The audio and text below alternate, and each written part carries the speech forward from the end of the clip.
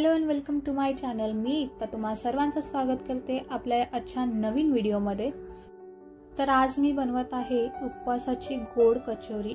त्यासाठी मी आधी कचोरीसाठी लागणारे जे आतलं सारण आहे ते रेडी करते। सारण जे आहे ते आपल्याला सेम मोदकाचं जसं सारण बनवतो तसंच बनवायचंय।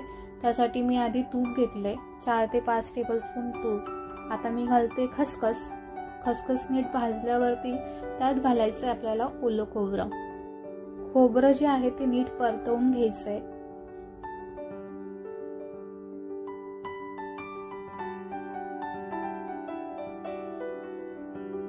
आता मी यात घालते गूळ।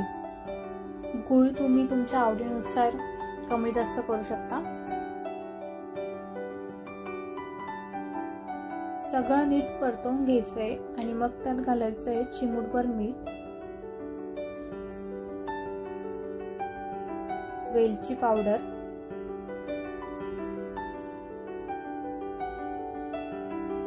सगळं नीट परतवायचंय आणि आपलं सारण जे आहे ते रेडी झालंय। आता तयार करूयात आपली कचोरी। कचोरीचं वरचं आउटर कवरिंग आहे त्यासाठी मी वापरलेलं आहे उकडलेला बटाटा, मिरचीचा ठेचा आणि चवीपुरतं मीठ। आता मी यात घालते सारण आणि आपल्या कचोरी ज्या आहेत त्या तयार करून घेते। या कचोरी मी एअर फ्राय केल्यात। जर तुम्ही डीप फ्राय करत असाल तर बटाट्याच्या सारणामध्ये एक वाटीभर, एक छोटी वाटी किंवा 4 टेबलस्पून वरईचं पीठ घाला आणि मग ते डीप फ्राय करा। अशा प्रकारे आपल्या कचोरी ज्या आहेत त्या रेडी झाल्यात। मस्तपैकी तुपाची धार सोडायची आणि या कचोरीची चव घ्यायची आहे।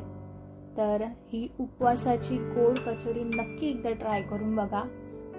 आणि व्हिडिओ आवडली असेल तर व्हिडिओला नक्की लाईक करा, शेअर करा, कमेंट करा आणि चॅनलवरती नवीन असाल तर सबस्क्राईब करायला विसरू नका। Thanks for watching.